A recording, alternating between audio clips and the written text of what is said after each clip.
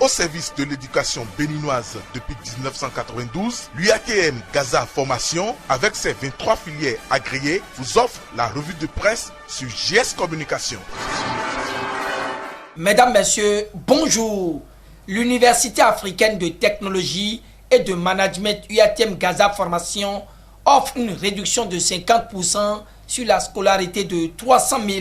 Mais la revue de presse de ce jeudi 24 octobre 2019 s'ouvre avec les grands dossiers politiques à la section budgétaire. Ici, la Nation nous rapporte que le président de l'Assemblée nationale a officiellement ouvert ce mercredi 23 octobre les travaux entrant dans le compte de la seconde session ordinaire du Parlement au titre de l'année 2019. Fraternité enchaîne et signale que Loïc Baoun-Vlavonou appelle à l'unité nationale. On croit le quotidien du service public, le président Vlavonou a évoqué dans son discours les grands défis de cette session qui sera marquée par l'examen d'une soixantaine de dossiers dont les points relatifs à la mise en œuvre des recommandations issues du dialogue politique des 10, 11 et 12 octobre dernier. La Nouvelle Gazette enchaîne et confirme qu'à l'ouverture de la deuxième session ordinaire de l'année 2019 au Parlement, une soixantaine de dossiers est inscrite à l'ordre du jour et les lois polémiques sont à réviser, ajoute la boussole, une manière pour l'Assemblée nationale de jouer sa partition. Conclut notre temps, le label. La cloche lui voit tout simplement que c'est la session de toutes les attentes et de tous les espoirs d'une institution à une autre et le Béninois libéré. Titre qu'il y a audience plénière à la Cour constitutionnelle ce jour avec 12 dossiers soumis à l'appréciation des sages. Le journal de Boubacar Takou explique que cette plénière qui sera présidée par le président de la Cour constitutionnelle, le professeur Joseph Djogbenou, verra les requérants venir défendre leur dossier afin que la Cour ait encore suffisamment d'arguments pour sa délibération. Au nombre des 12 dossiers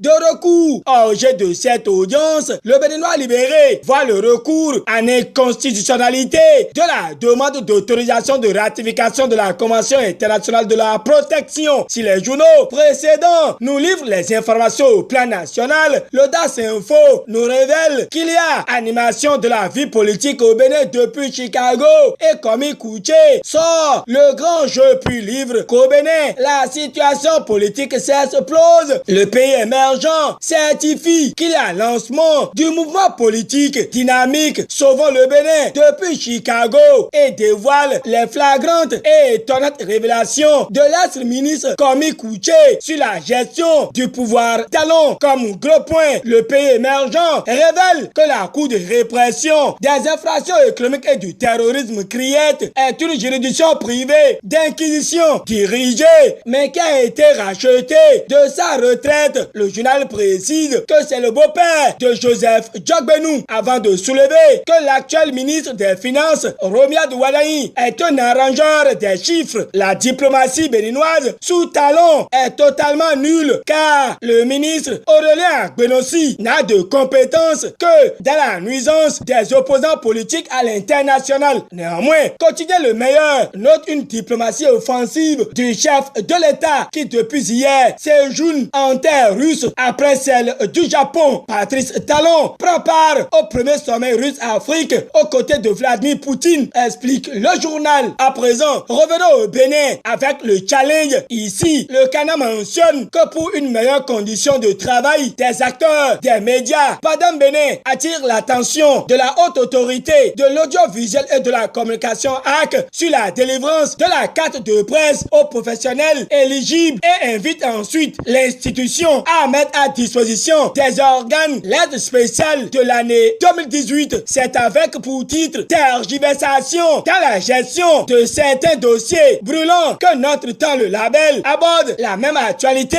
et clarifie que Padam Bénin invite la HAC à enfin délivrer la carte professionnelle et libérer les chèques au profit des bénéficiaires. La boussole invite les uns et les autres à lire l'intégralité du plaidoyer de Padam Bénin à l'endroit de l'institution. Sortant de son mutisme, le tambour nous apprend sur le démarrage de la tournée statutaire du préfet de Lomé. À en croire le confrère, Joachim Akpiti félicite les populations pour leur sérénité lors des élections passées. Les questions de la bonne gouvernance sur la santé, l'éducation, la sécurité ont meublé les échanges à Djohou. Terminons cette revue de presse avec la dépêche qui pense que dans le secteur de l'éducation, les signes annonciateurs d'une année scolaire perturbée sont déjà là. Mais le directeur général des impôts rassure les aspirants au métier d'enseignement sur la demande d'immatriculation à l'IFU, prolonge le Béninois libéré. Mesdames, Messieurs,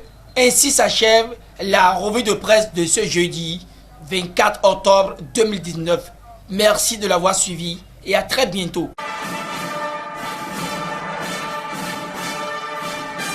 C'était la revue de presse en fait par l'UATM Gaza Formation sur GS Communication.